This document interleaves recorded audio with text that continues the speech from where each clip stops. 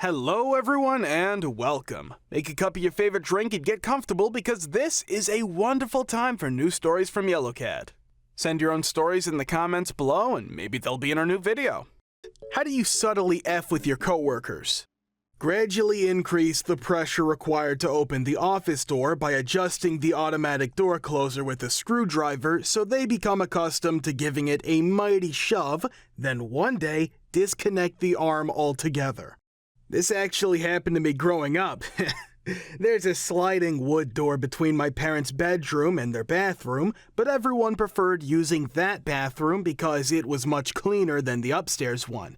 They didn't mind as far as we knew. It always took a little bit of arm strength to open and close. Mind you, I lived in this house from birth to the age of 18, so I never questioned it. Imagine how terrified I was when I, after 17 years of being conditioned to open the door this way, went to pull it closed and it felt like an effing poltergeist had effing shoved it shut. My heart rate went from 0 to 100, LMAO. I literally stood there for like 3 minutes opening and closing it, trying to figure out why it felt like someone was opening and closing it with me, and it finally dawned on me that someone had oiled it, LMAO. Edit. I should mention that it literally took me weeks to completely stop slamming the door. When I was a teenager, I worked in a fast food restaurant famous for burger royalty, and it was a real whopper. Back in those days, we had some promotion going on and we were sent a life-size cardboard cutout of Shaquille O'Neal. Being in high school, I always worked the closing shifts. I knew that one of the ladies that works breakfast and has worked there for a million years has this routine where one of the first things she does is go to the women's restroom in the morning. So I got the brilliant idea to take that Shaq cutout and place this over 7-foot-tall gentleman of color where immediately when she walked in the morning and flipped the light on and Shaq would be staring at her. The other people that were there that morning described the screaming and how peed off she was. Admittedly, not very subtle, but I wasn't present during the climax. I just keep handing them random items. 99% of the time, they'll keep accepting. Or I'll stare at a spot slightly above their eye like they have a booger on their face or something. Or I'll slowly back up as we talk, see how far I can get them to follow me before they catch on. This sounds like me. Just last week, my boss was sitting next to me, I had a Sharpie in hand, and I just kind of took off the cap and held it near her face while we looked at my computer screen. She leaned in for a sniff. I don't know how I knew she would do that, but she did. Why? This is only to my bosses, but when I know I'm due for a raise/promotion and they tell me they don't have budget/I need to wait a while, I start wearing suits to work. Not every day, but maybe once a week, maybe twice, skip a few, repeat. Looks like you're going to interviews during lunch or after work. I do something similar to my coworker that I'm friendly with sometimes, not with suits, but with general vagueness to give the sense I'm on my way out just to F with him. Every now and then, I take off an afternoon or morning, and when he inquired as to what I have going on, I usually respond vaguely with, "Oh, something came up," or "just an appointment." Then, I will also take calls on my cell phone during the day that I normally ignore and answer them using my professional phone voice rather than my normal voice and scurry away while talking on the phone. Usually it's just my friends who live in a different time zone who forget I'm still at work, or my sister, but I always start off with, "Oh, this is Rainy Hayes." And then, once I'm out of earshot, like in the break room or the basement, I go back to my normal voice and I'm just like, "Let's catch up for 10 minutes before I have to go back to my desk." It drives him effing nuts, and I know it does, and it brings me so much joy.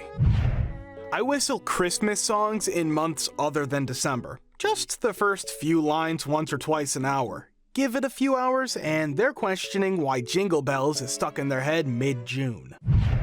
So I have a very nice secretary at the school I work for. She's been there for everyone since day one.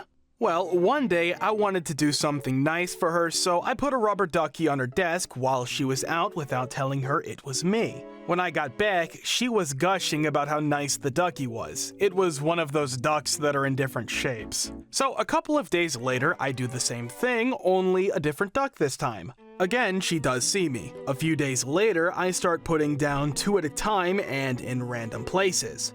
Her desk is starting to fill up and she still doesn't know who got them. Cue Black Friday shopping for family. I found a 4-foot-tall yellow rubber ducky that is battery-powered. Figure by the time April Fool's comes around, I will have the perfect thing to place in her office.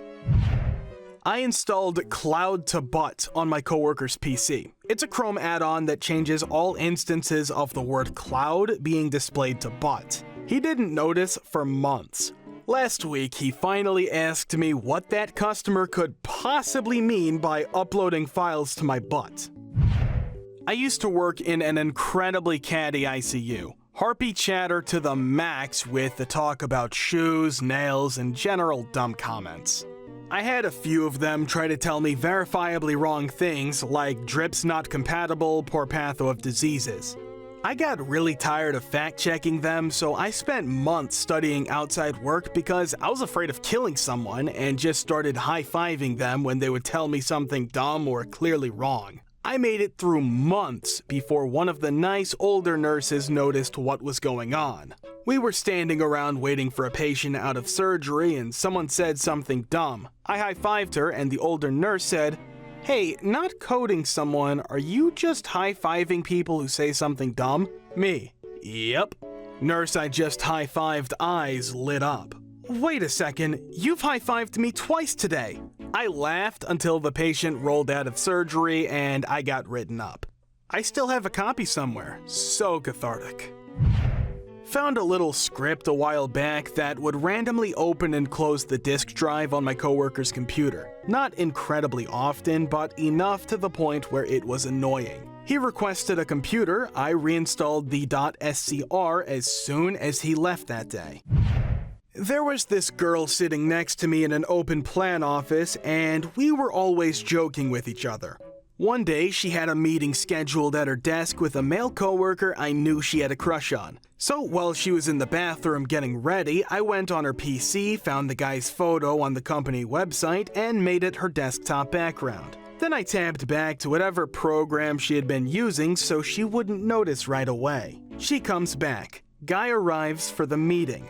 They're talking away for about 10 minutes before she goes to check something on the computer and just let an enormous shriek out of her and goes bright red when she sees the desktop. In a way, that prank almost worked too well. Because her shock was so obviously genuine, it was obvious she was the victim of a prank rather than a crazy stalker, which is what I was aiming for. In my old job, I subtly trained my coworkers to expect to hear the sound of me clicking my pen as I moved around. I did this for about 18 months very consistently.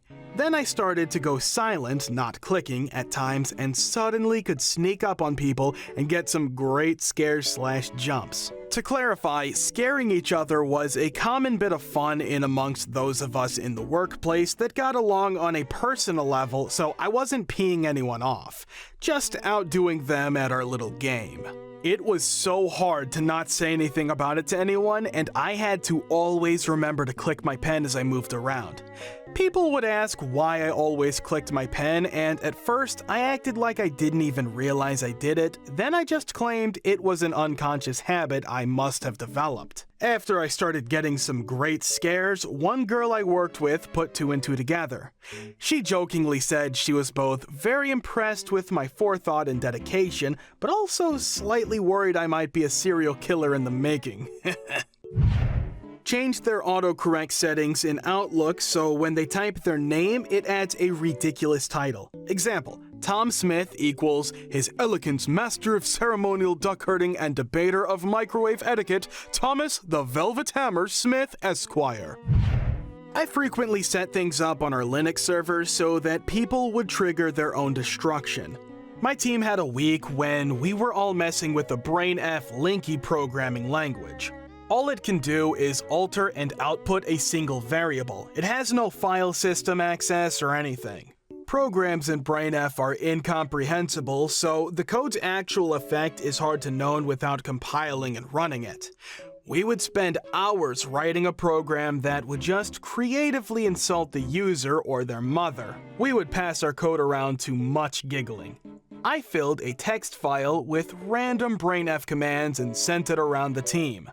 I then replaced the BrainF compiler with a script that would, instead of compiling the BrainF code, output another shell script that hides all the user's files while telling them exactly what it's doing. The look of horror on people's faces. What the H? BrainF can't even do this! How the H did you... Then would have to acknowledge my awesome BrainF skills to get their files back. This is the first known existence of ransomware. Citation needed. I'm a 28-year-old dude, and I used to put up one new kitten photograph in my cubicle per week to see if any one of my managers would say anything. After putting up enough pictures to cover my whole cube wall and no one commenting, I started to feel like I was going crazy. I guess the joke was on me, or else all my managers were just super accepting. I used to mess with a former coworker that was always rude to me. She had an earlier shift than I did, so after she would leave for the evening, I would go to her desk and rearrange her pen cup so that the moment a pen was taken out, the whole thing would fall over. I did this every night for about 2 weeks or so before she gave up and stopped using the pen cup, but not before she threw the whole thing across her work area in a fit of rage. Not a coworker, but I messed with my roommate. He would put his laundry and leave, and every time I would turn them all inside out. He was consistent with his laundry time. I told him that the detergent he used probably did that. When he switched it, I stopped doing it. To today, he believes that brand of detergent turns clothes inside out and talks about it. Once I plugged in a wireless mouse into their computer without them knowing, and a few times a day I would just jiggle the mouse. Just enough to hear them slamming down the mouse and muttering under their breath, and I'd stop. This went on for several days. Sometimes I'd stop by to chat and I would bring the mouse. When we go to click on something, I would just move the mouse just slightly so they couldn't actually hover over what they wanted to click. It was brilliant. I accidentally picked up a coworker's mouse after a meeting. She tried to use the one in her office, couldn't get it to work, and had IT come up. Meanwhile, I returned to my desk from a quick trip elsewhere and start moving the mouse around because I couldn't get it to work. I suddenly hear a "What the H?" come from her office and walk over to find her freaking out and the IT guy looking really confused. Our old HR director was notorious for having a messy desk.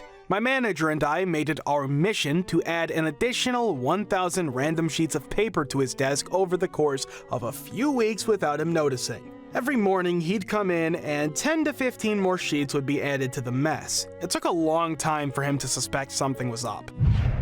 Every day I would get into the locker room before him and place 1 penny in his right boot. This went on for 2 months. After about a week and a half, I could see him getting frustrated. After a while, it just became the norm for him to shake the penny out of his right boot every day. He wasn't frustrated anymore, he was defeated and just accepted it now. So one day, I decided to put it in his left boot. He came in, shook his right boot out like usual, but nothing fell out. He looked so relieved, like a huge weight had been lifted. Then he put his left boot on and just effing lost it.